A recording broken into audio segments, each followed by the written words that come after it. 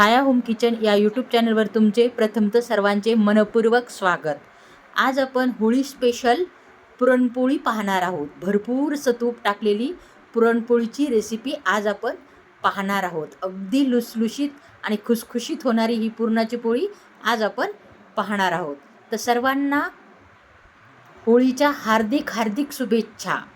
चला मग वेळ न घालवता पुरणपोळी करायला सुरुवात करूयात। पुरणाची पोळी करणार आहोत।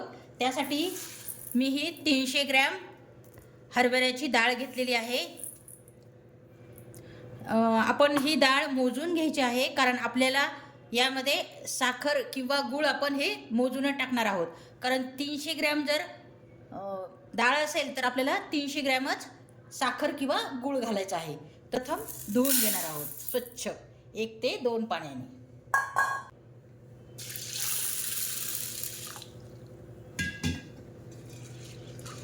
हे पहा, डाळ अगदी स्वच्छ आपण धुवून घेतलेली आहे। इथे कुकरमध्ये शिजायला घालणार आहे। आपण पातेल्यामध्ये शिजवलं तरी काही हरकत नाही, पातेल्यामध्ये पण शिजते, पण थोडा टाइम लागतो, म्हणून आपण ही डाळ कुकरमध्ये लावून घेणार आहोत। आपण पाणी थोडं भरपूर पाणी घाला, कारण आपल्याला आमटीसाठी येळवणी काढायची आहे। आपण घालणार आहोत हळद, पुरणाला कलर येतो पिवळा।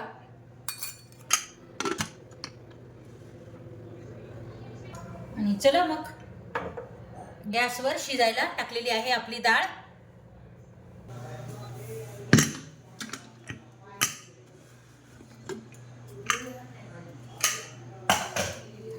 चांगली ही पाहू शकता, आपली डाळ मस्तपैकी शिजली आहे।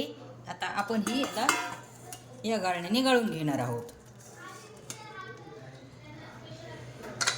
हे पहा, खाली आपल्याला येळवणी मिळते। कटाच्या आमटीसाठी आपण येळवणी काढून घेत आहोत। ही कटाच्या आमटीसाठी आपण येळवणी काढून घेतली आहे आणि हे पुरण आपण बारीक करून घेणार आहोत। हे पहा, आपण पुरण गाळून घेतले आहे, पाणी पूर्ण काढून घेतलेले आहे आणि आता आपण हे बारीक करून घेणार आहोत। हे पहा,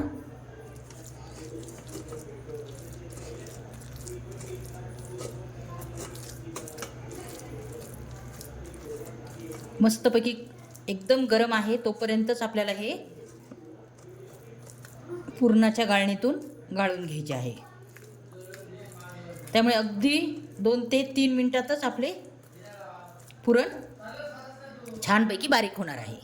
थंड होऊ दिले की थोडा टाइम लागतो, त्यामुळे गरम आहे तोपर्यंतच आपल्याला अशा प्रकारे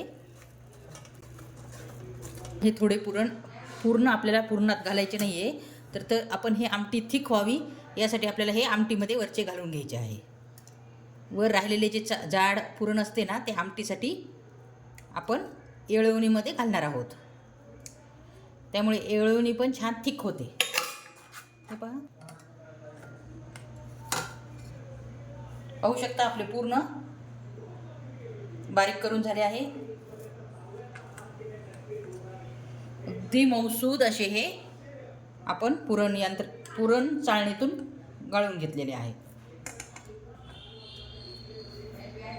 हे पहा, आपले पुरण हे 300 ग्रॅम आपण डाळ घेतली होती, तर आपल्याला साखरही 300 ग्रॅम घ्यायची आहे।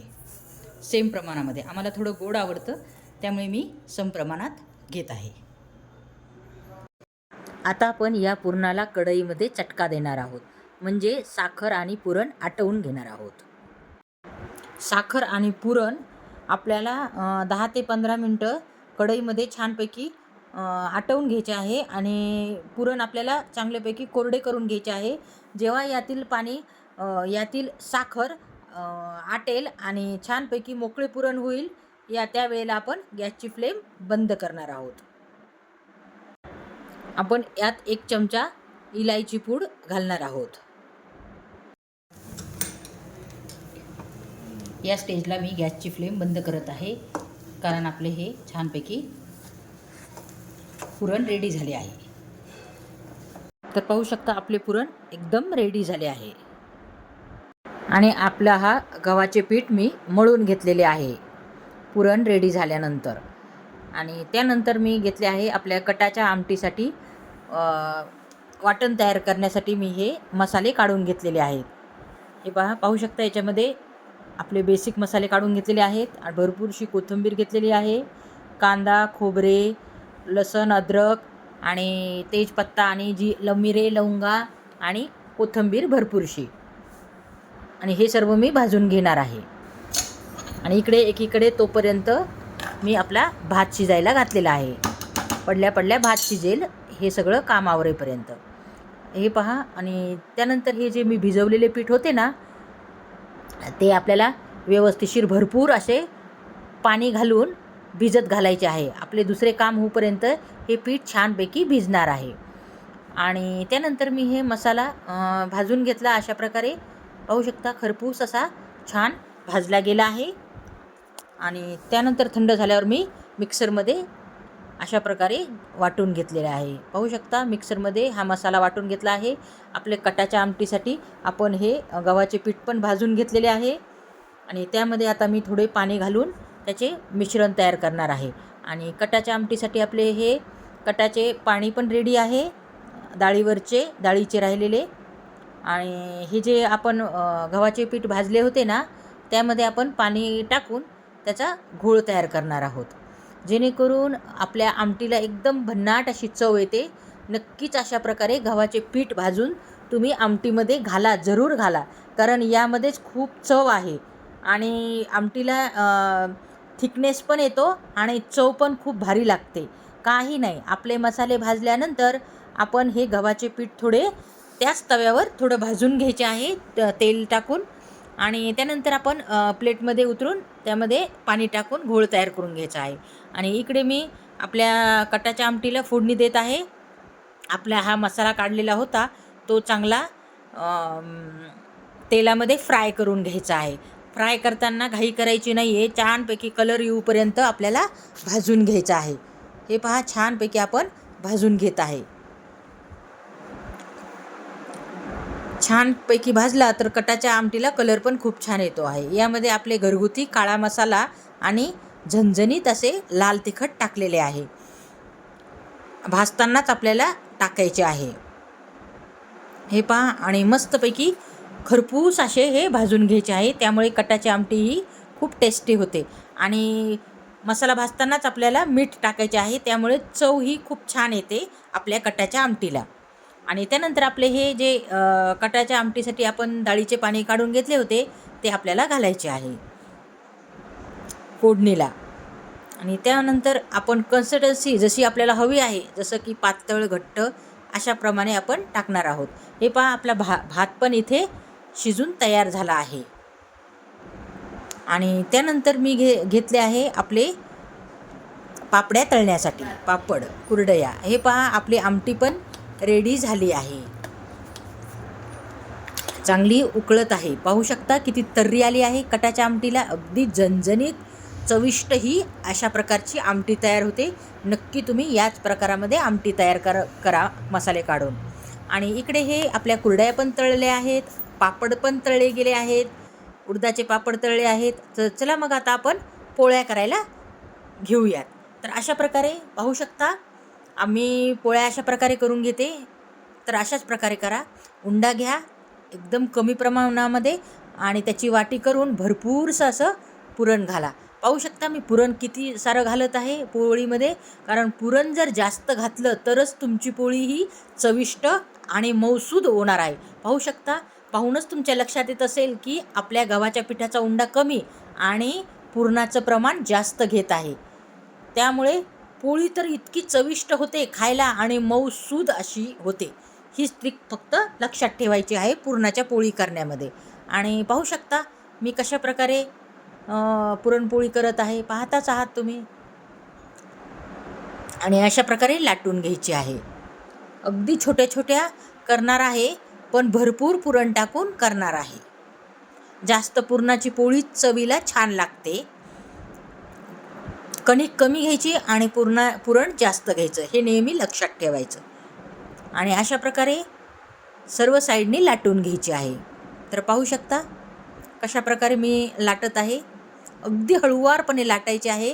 जास्त जोर न देता हळुवारपणे आपण लाटून घेणार आहोत.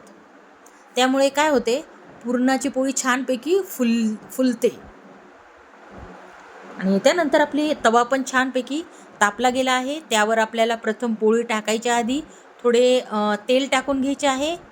तापला का नाही हे चेक करायचे आहे. जर तापला नसेल तर पोळी आपली छान होत नाही, वातरडी पोळी होते. त्यामुळे अशा प्रकारे तापलं की नाही हे चेक करायचे आणि आपली पोळी टाकायची आहे. तापल्यानंतरच आपली पोळी तव्यावर घालायची आहे. तर पाहू शकता किती मस्त अशी आपली गोड गरगरीत अशी छान पोळी झाली आहे, भरपूर पुरण भरलेली. हे पहा, मी दुसरी पोळी पण करत आहे, पाहू शकता. अगदी भरपूर पुरण करून पोळी केली ना की चवीला अगदीच छान लागते, चवदार अगदी तूप टाकून. अशा प्रकारे सर्व पोळ्या मी करून घेतल्या. पुरणाची हे पहा, पाहू शकता, भाजतानाही अशा मस्तपैकी भाजून घ्यायच्या आहेत आपल्याला. गॅसची फ्लेम जास्त पण करायची नाही आहे आणि एकदम कमी पण करायची नाही आहे.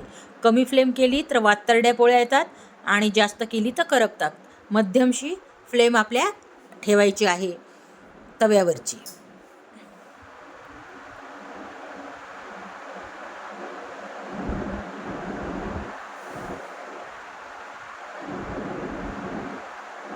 या ट्रिक्स वापरून जर तुम्ही पोळ्या केल्या तर तुमच्या पण पोळ्या एकदम मऊसूद अशा होणार आहेत.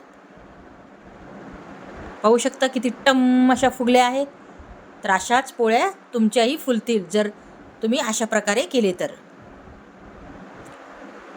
पीठ प्रथम भिजू घालायचे, म्हणजे सर्व काम होऊस तर आपले पीठ छानपैकी भिजले जाते. जर पीठ छान भिजले तर आपली अशाच प्रकारे मऊसूद पोळी येते. पाहू शकता आपली पोळी रेडी झाली आहे. तर मी ती आता काढून घेत आहे. आपल्याला पोळी लाटताना सर्व बाजूनी सम प्रमाणातच लाटायची आहे, म्हणजे मध्ये पातळ किंवा साईडनी जाड असं न लाटता सर्व साईडनी सारखेच लाटायचे आहे. त्यामुळे पोळी छानपैकी फुगते आणि नरम राहतात. लाटतानाही लक्षपूर्वकच आपल्याला लाटायचे आहे दोन्ही साईडनी. हे पहा, आपली दुसरी पोळी पण छानपैकी आपण भाजून घेणार आहोत. तर पाहू शकता दुसरी पोळी पण आपली टम्म अशी फुगली आहे. अशाच प्रकारच्या पोळ्या जर आपण केल्या तर नक्कीच अशा फुलतील. तर आपली दुसरी पोळी पण रेडी झाली आहे, ती पण मी काढून घेत आहे. आणि इकडे मी आपले भज्याचे पीठ तिंबले होते, त्यामध्ये आपल्याला 2 चमचे गरम कडकडीत तेलाचे मोहन घालायचे आहे, ज्यामुळे आपले भजे हे कुरकुरीत असे येतात. ही ट्रिक्स लक्षात ठेवायची आहे. आणि त्यानंतर लगेच मी भजे पण तळून घेतले. कडकडीत तेल तापून घ्यायचे आहे आणि नंतर गॅसची फ्लेम कमी करायची आहे आणि नंतर भजे तळून घ्यायचे आहेत. हे पहा, आपल्या भज्यांना किती मस्त कलर आला आहे, ब्राऊन. अशाच कुरकुरीत तळून घ्यायचे आहेत. तर आपले भजे पण रेडी झाले आहेत. तर आता मी आपले ताट तयार करून घेतले आहे. तर पाहू शकता आपल्या पोळीवर भरपूरसे तूप घालून आपण आपले ताट रेडी केलेले आहे. आमटी, भजे, कुरडई आणि पापड्या आणि भात आणि भरपूरसं पोळीवर तूप. पाहता क्षणीच खावीशी वाटेल अशी आपली ही एकदम लुसलुशीत अशी ही पोळी तयार झाली आहे. अशाच छान छान व्हिडिओ जर तुम्हाला पाहायचे असतील तर छाया होम किचन या यूट्यूब चॅनलला लाईक आणि सबस्क्राईब करायला विसरू नका. पुन्हा भेटू अशाच नवीन रेसिपीसोबत. तोपर्यंत नमस्कार.